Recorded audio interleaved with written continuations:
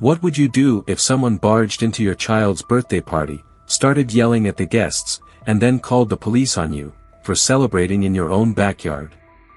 The late afternoon sun bathed Marcus's yard in a warm golden hue, the perfect setting for his son Ethan's 6th birthday party. Laughter and cheerful shouts filled the air as a dozen kids bounced in a small inflatable castle, their excited squeals blending with the hum of friendly conversations among the adults.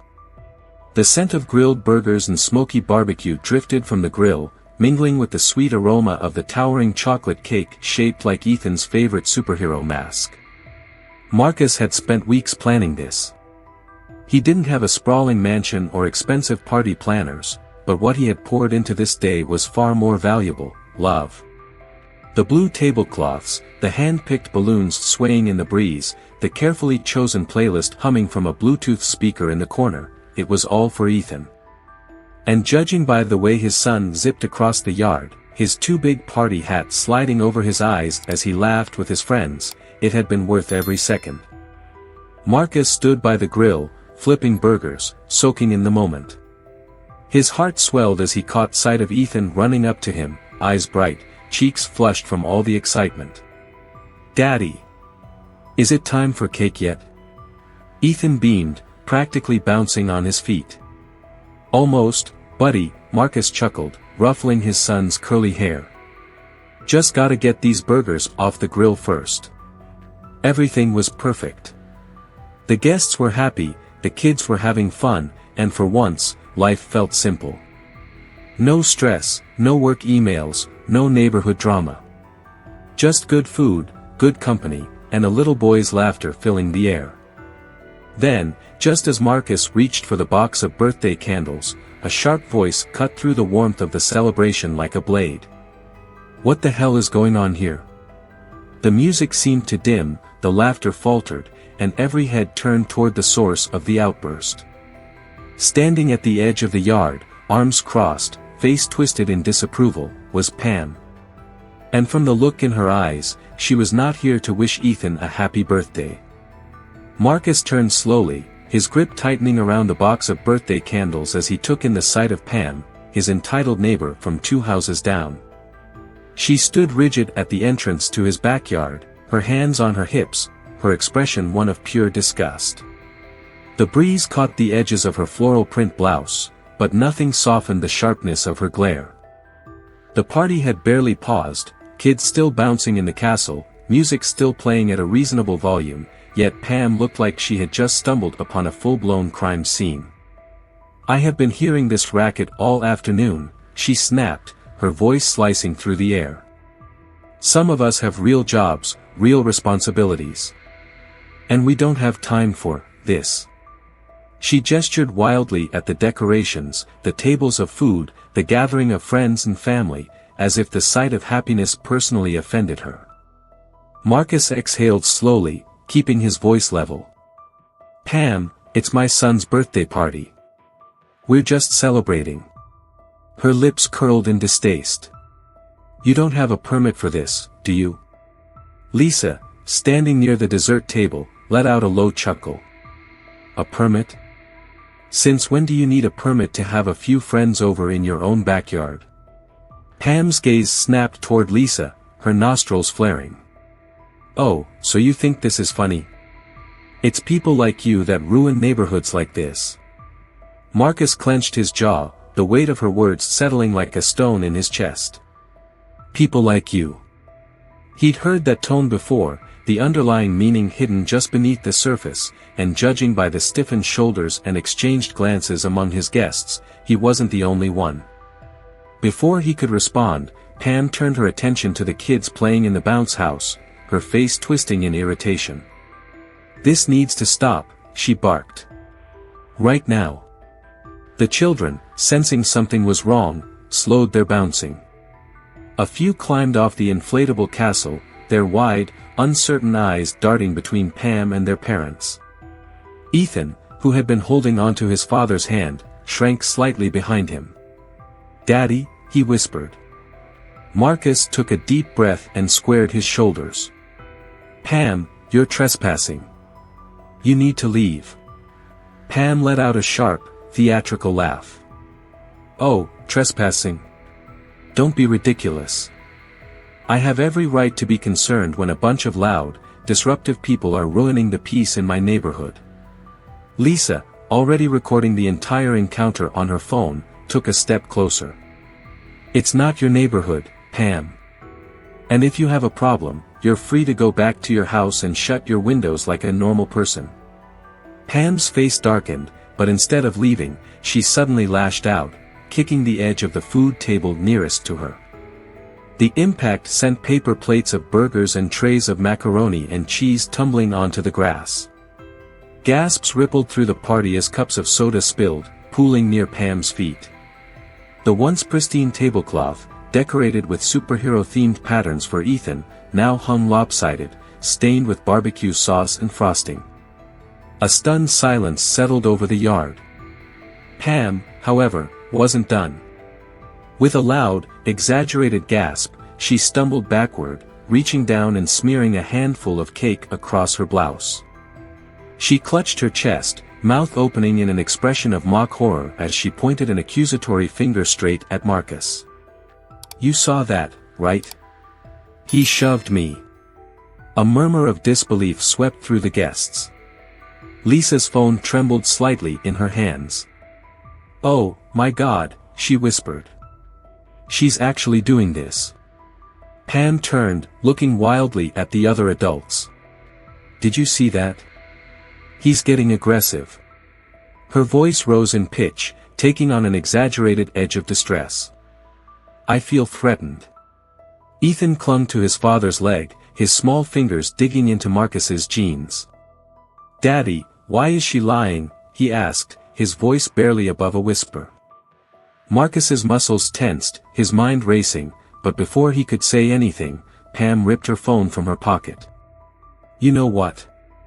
I've had enough," she shouted, her voice trembling, fake tears beginning to well in her eyes. Then, she dialed 911. Lisa let out a sharp breath. "Oh, she's really doing this." Pam's voice shifted into a frantic, trembling performance. "Yes, hello. I need help right away. My neighbor, he's out of control. There's a massive, loud, aggressive crowd at his house. I tried to talk to him, but he's being hostile. I'm scared for my life." The entire party stood frozen, watching as Pam manufactured her own victimhood, spinning a web of lies while still standing in Marcus's own backyard. She locked eyes with him then, and that's when he saw it, the glint of smug satisfaction. She thought she'd won. She thought the police would come, take one look at the situation, and side with her. But what she didn't know was that this was about to backfire spectacularly. The moment Pam ended the call, a tense silence settled over the party. The only sound was the occasional rustle of the breeze through the trees and the distant hum of passing cars. The children, sensing the shift in mood, had either huddled close to their parents or retreated to the back porch, their laughter replaced by hushed whispers. Ethan gripped Marcus's hand tighter, his small face scrunched in confusion. "Daddy, is she calling the police on us?" he asked quietly. Marcus took a deep breath, forcing his anger down. "Don't worry, buddy," he said, squeezing Ethan's hand gently. "We didn't do anything wrong." But Pam stood smugly at the center of the yard, arms crossed, her eyes gleaming with victory. She was certain she had just turned the tide in her favor. Lisa, phone still recording, muttered under her breath, "She really thinks this is going to play out the way she wants. She has no idea." 15 minutes later, the flashing red and blue lights of two police cruisers appeared at the end of the street. Conversations among the guests died down as the officers stepped out of their vehicles, their expressions unreadable. Pam wasted no time. She practically ran toward the officers, her breath coming in exaggerated gasps. "Thank God you're here," she cried, waving her arms wildly. "I've been terrorized for over an hour. They're aggressive, playing loud music, yelling at me, I'm afraid for my life." The officers exchanged glances before looking toward Marcus, who stood calmly near the grill, hands in his pockets. Around him, his guests were watching, some shaking their heads, others recording the entire exchange.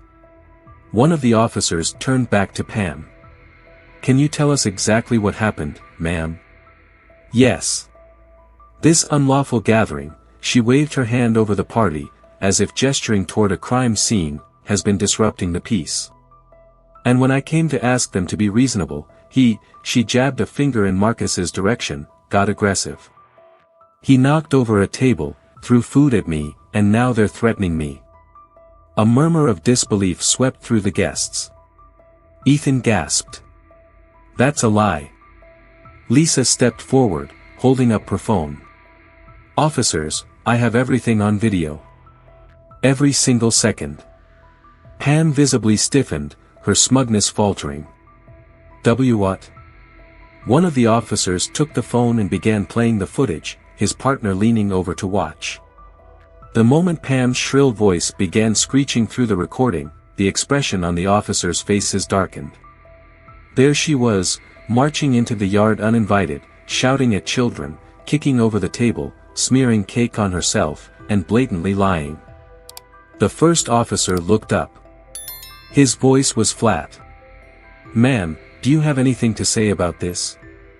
Pam's eyes darted around, her breathing quickening. That video doesn't show everything," she snapped. "They were harassing me before that. They. Marcus, keeping his voice level, nodded toward Lisa. "Did you stop recording at any point?" Lisa grinned. "Nope. Caught the whole thing." The second officer sighed and shook his head, clearly unimpressed. "Ma'am, from what I can see here, you trespassed onto this man's property and then filed a false report." Pam visibly paled. No, this isn't how this is supposed to go." Her breath hitched, her mind scrambling for another way to regain control. Then, in an act of pure desperation, she yanked out her phone again and made an even bolder move. I need to report child neglect," she stammered, her voice suddenly shifting into forced concern. "There's an unsafe environment here. The father is unfit to raise his son. This child," she gestured wildly at Ethan, "is surrounded by dangerous people. He's at risk." The yard exploded in outrage. A collective, "Are you serious?" rippled through the guests. Ethan's grip on his father's hand tightened. His little voice, shaking slightly, asked, "Daddy, am I in trouble?" Marcus knelt in front of him, his jaw tight but his voice steady. "No, son. You are safe, and no one is taking you away from me." Lisa let out a breath of pure fury. "You monster," she spat at Pam. "Weaponizing child services because you didn't like a birthday party? Are you seriously this pathetic?" Pam wasn't backing down. She nodded vigorously, her performance escalating. "He's endangering his son, officer. This house is chaos. These people," she gestured toward the guests, "are encouraging disorder and lawlessness." One of the officers had had enough. "Ma'am," he said, voice cold, "I hope you know that filing a false CPS report is a criminal offense." Pam froze. A look of genuine fear flickered across her face for the first time. The officer turned to Marcus, shaking his head. "Sir, we apologize for the inconvenience. From what we can see here, you've done nothing wrong." He glanced back at Pam. "However, we may have an issue with this woman." Pam's voice shot up 2 octaves. "Wait. You're supposed to be arresting him. Not me. I called you." The second officer folded his arms. "Yes, and you lied. You filed a false police report." Pam opened and closed her mouth like a fish gasping for air. This is an outrage. I am a respected member of this community. I am part of the HOA. I make the rules." A voice from the crowd cut her off. "Well, actually, Pam, you don't. A hush fell over the party as Mr. Thompson, the actual HOA president, stepped forward.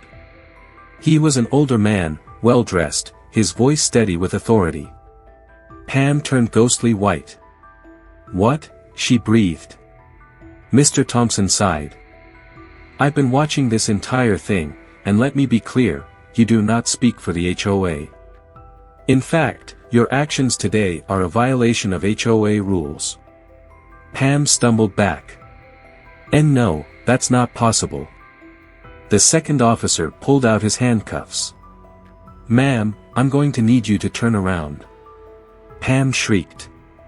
"No. You can't do this to me." Then, in the worst decision of her life, she lunged forward and swung at the officer. It happened so fast. One moment, she was screaming, hands flailing.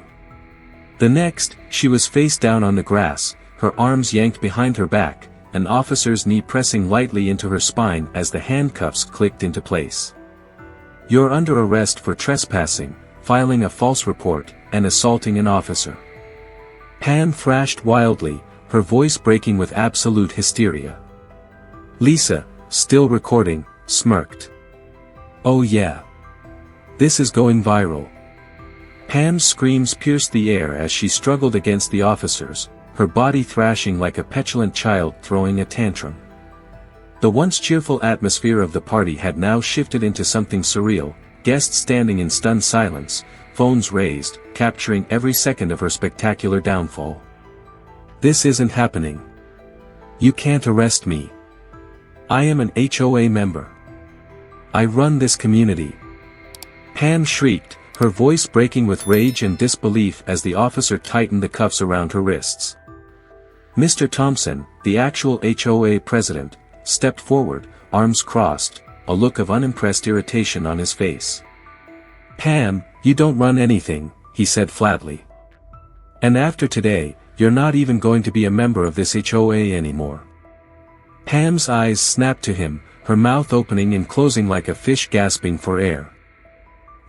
You can't do that. You don't have the authority." "Oh, I do," Mr. Thompson cut her off coolly.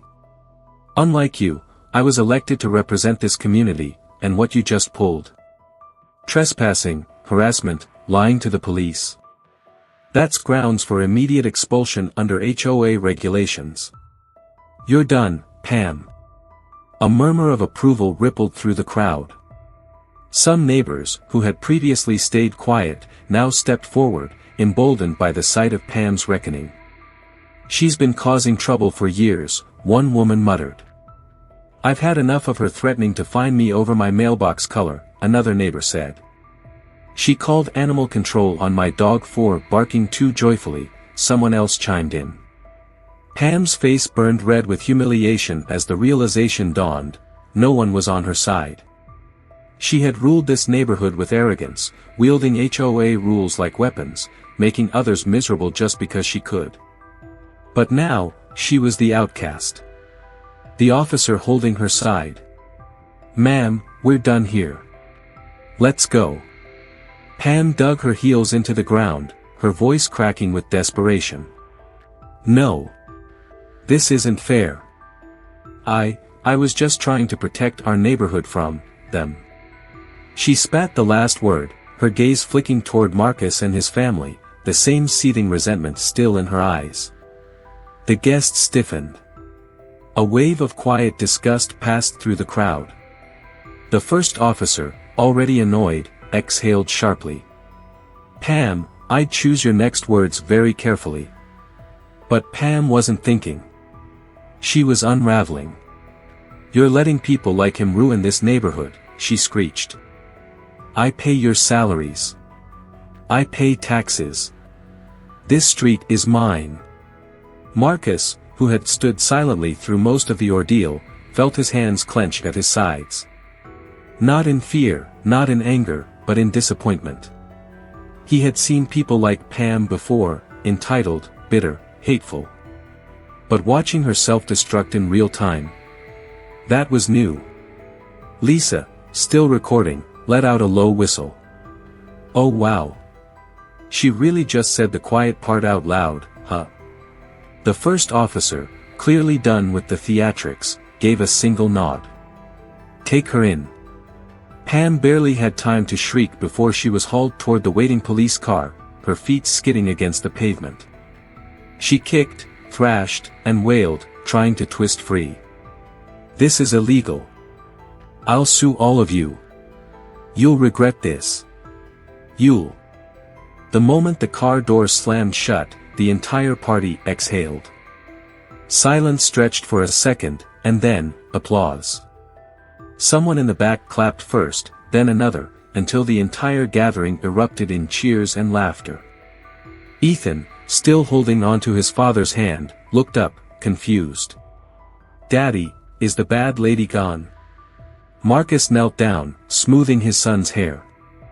"Yeah, buddy. She's gone." Ethan grinned. "So, can we have cake now?" Marcus chuckled, shaking his head. "Yes, we can have cake now." Lisa, still recording, turned to Mr. Thompson.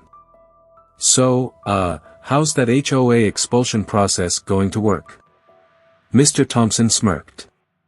"Oh, it'll be swift." The police cars rolled away, taking Pam and her entitlement-fueled meltdown with them, leaving behind only relief. The party, now completely reclaimed, fell back into the rhythm of celebration. Parents laughed, children resumed playing, and the music, ironically, never having been that loud to begin with, continued to play in the background. And this time, nobody complained. By the next morning, Pam's meltdown had become an internet sensation. Clips of her screeching, kicking over food, and ultimately getting arrested spread like wildfire across social media. The video was everywhere: Twitter, Instagram, TikTok, even local news sites, with headlines like "Karen calls cops on black family, instantly regrets it." HOA Karen vs. the police, a legendary fail. Party crasher Karen arrested after humiliating racist rant. Memes flooded the comments.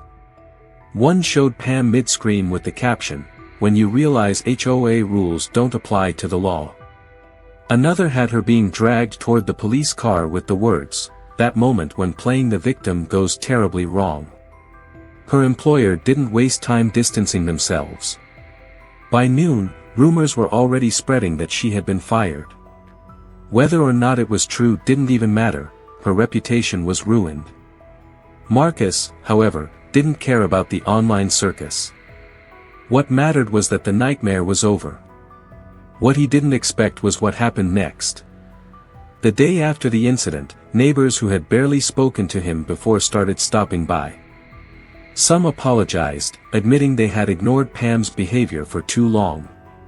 Others admitted they had also been targeted by her, fined over minor infractions, harassed for things as small as having the wrong colored flower pots. "I always thought she was just annoying," one man admitted, shaking his head. "I didn't realize how much worse it really was." But the real surprise came the following weekend. Marcus's backyard, the very place where Pam had tried to ruin a child's birthday, was now filled with even more people than before. Neighbors brought food, drinks, and extra gifts for Ethan. Families who had once kept their distance now openly embraced him and his guests. There was no fear, no tension, just community. And the best part? Not a single person complained about the noise. Because this wasn't just about a birthday party anymore. It was a celebration of something bigger. It was proof that when people stand together, hate and entitlement don't win. So, what do you think? Have you ever had to deal with an HOA nightmare or a Karen in your neighborhood? Share your experiences below, let's see who had it worse.